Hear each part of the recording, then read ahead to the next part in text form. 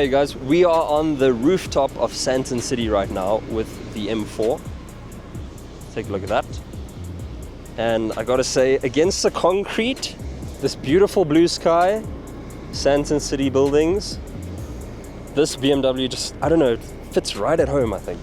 Oh, I love this grey paint specifically because it goes so well with those red seats. Look at that, phenomenal.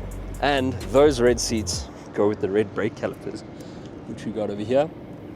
And so we've actually taken the car up here. This is the same place where we shot the Range Rovers because of this. Just look at that. It's amazing. Dylan is over there in the back. This guy.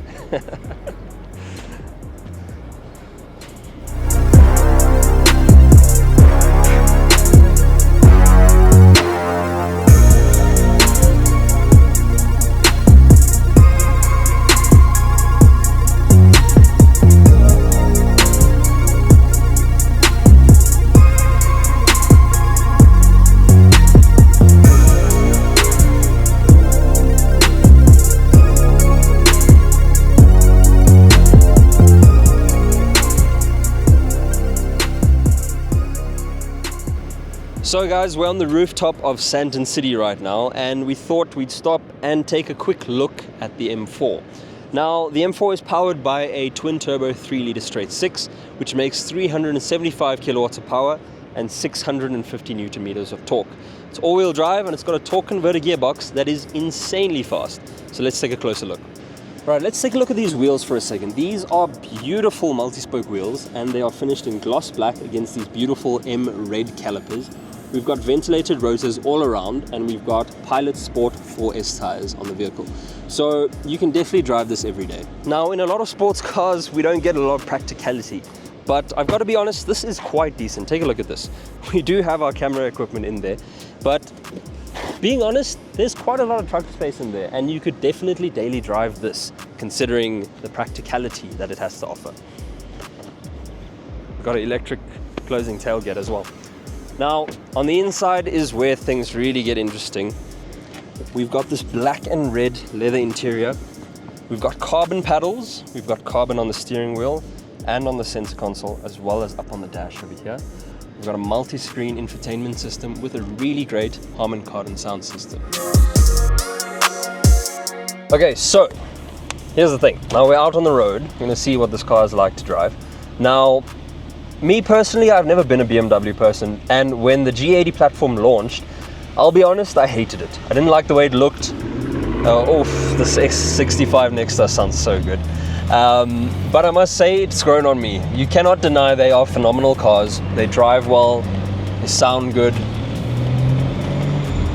So honestly, you can't be a hater. Yes, the looks are a little bit questionable, but I think BMW really nailed it with this. So what I want to find out now is what the guys think. So Dylan, what do you think about this? Get the camera right though, what do you? So, same as Trey, I've never been a BMW fanboy, but as you can tell, it is growing on me.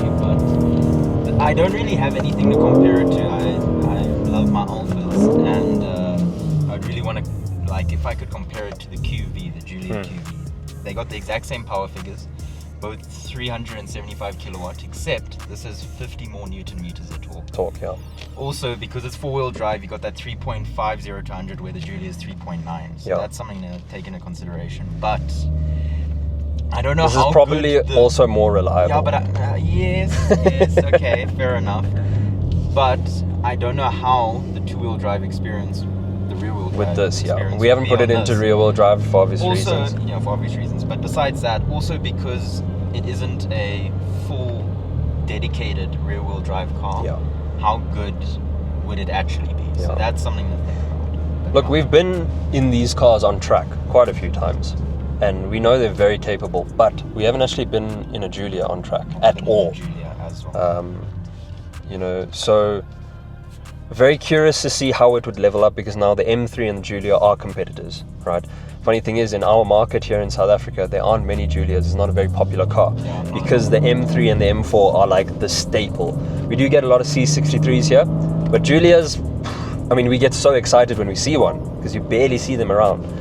And seems like we're running low on petrol. So let's go sort that out quickly. Yeah, bad fuel consumption. Nah, it's 10.5 liters per 100 k's, which is actually not bad. I hate that I know that. I have photographic memory.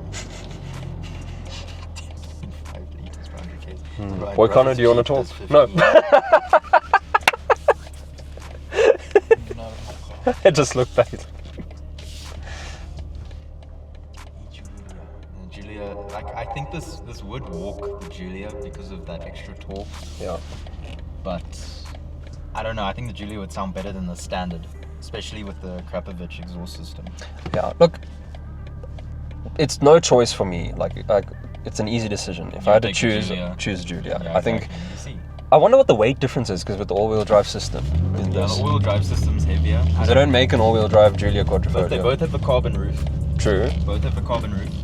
I don't know if this has a carbon fiber prop shaft. That would be interesting. I doubt it. I doubt it too. Let's see. The Giulia, though, it might even out because the Giulia is obviously longer, 4-door. Well, but then you could compare that to the M3 then. Then the M3, of course. Sucks we don't have a coupe with the Giulia. It would be that would be beautiful. But the weight with this and the Giulia would be very interesting to see because of the 4-wheel drive system, like you said. Yeah. Nice little carbon pieces there. Yeah, the carbon, and I gotta say the paddle shifters, they don't look the best, but they do shift quite nicely. I thought they would feel a little bit cheap. They don't. And the transmission, really, really snappy. We've got everything set up in its most aggressive setting right now. What I will say is the funniest thing I think is Alpha came with the torque converter and everyone said, what have you done? Yeah. And then BM just dropped Yeah. the DCT and went straight to... Yeah, and I mean the torque converters, we can all hate because we're used to the mechanical aspects of a DCT, but these things are so fast nowadays. You can't even compare, actually. You can't tell the difference. Yeah, and funny enough, the Giulia actually has the same torque converter. Yeah, ZF. it's the ZFs, yeah. Yeah. Very interesting. Interessant. Oh gosh.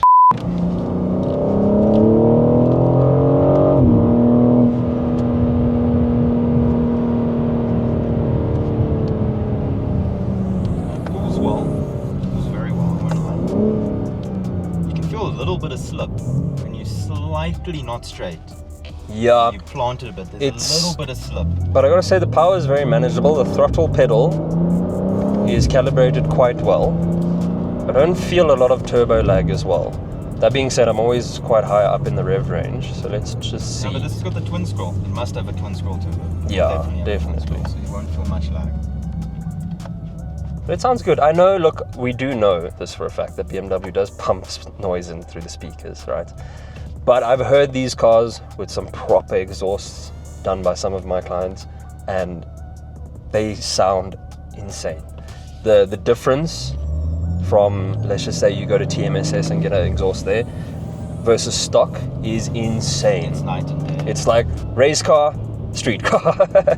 And I mean, when the guys do hybrid turbos or a intake system or something like that, it just, I don't know, it wakes up a monster. It's insane.